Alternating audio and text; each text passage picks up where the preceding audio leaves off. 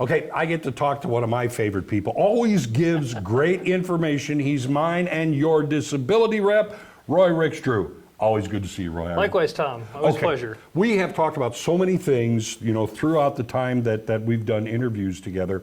It never hurts to review some very important things. Yeah, so today we're going to talk about the way that Social Security evaluates your doctor's opinion. Okay. So it's always good to have somebody in your corner. Right? Sure. But the thing we have to remember is that Social Security doesn't default to your doctor, regardless of how long your doctor has seen you or what that treatment relationship looks like. They'll consider the doctor's opinion, but they don't give it controlling weight. Even though this person may have known me or treated me for 20 years, That's right. doesn't make a difference necessarily to Social Security. Even though they may have the best read on your condition and how you've deteriorated through the years, they still don't give controlling weight to that doctor's opinion.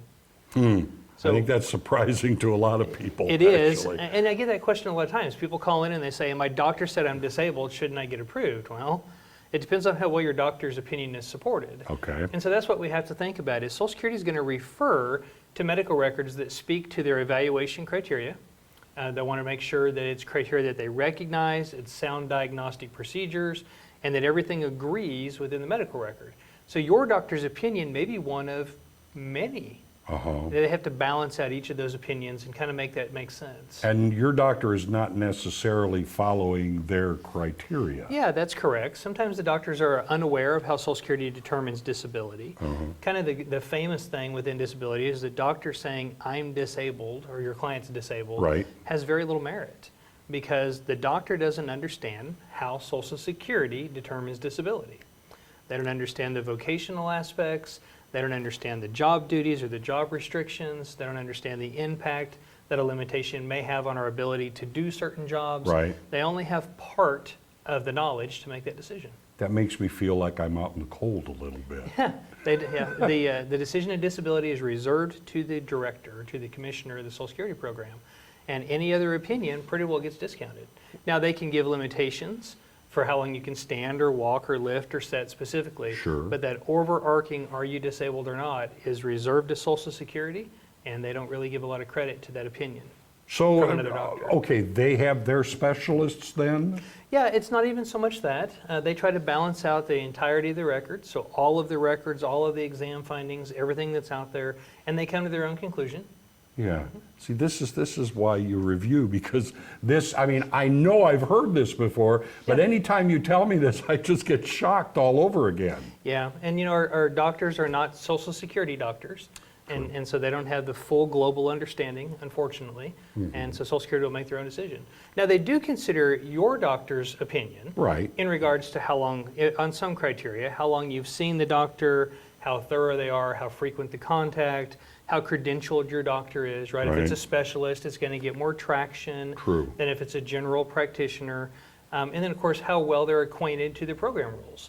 So sometimes our doctor may provide examinations for Social Security, and Social Security knows they've got a better read on the regulations. Now, you mentioned specialist. Is there any time when they don't recognize maybe something a doctor or a nurse practitioner might be saying? Yeah, there's times for sure. If a doctor is speaking outside of their area of expertise, their opinion is diminished. And so if your physical doctor is commenting on your cognitive decline, Social Security will reduce the value of that because he's outside of his specialty. How do you protect yourself? How do you make sure that you are getting the right information to Social Security? Yeah, and the important thing is you need to see specialists, you need to see doctors that have tailored experience in treating each individual condition. A lot of people rely on their general practitioner as a catch-all, and they treat all of our conditions. There are certainly problems with that.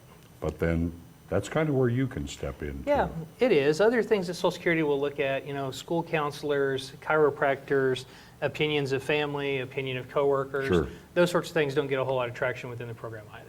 Okay. Yeah. People want to talk to you, would like to talk to you about this or so many of the other ways that I know you help people. How do they do that? Well, you can scan the QR code that goes directly to our scheduling portal. You can put yourself on my calendar so that we can get together. You can give me a call there at the number. It's direct to my desk, the 812-6698, or you can stop by and come see me here at the office. That's pretty simple, and that's how you make Roy Rickstrew your disability rep.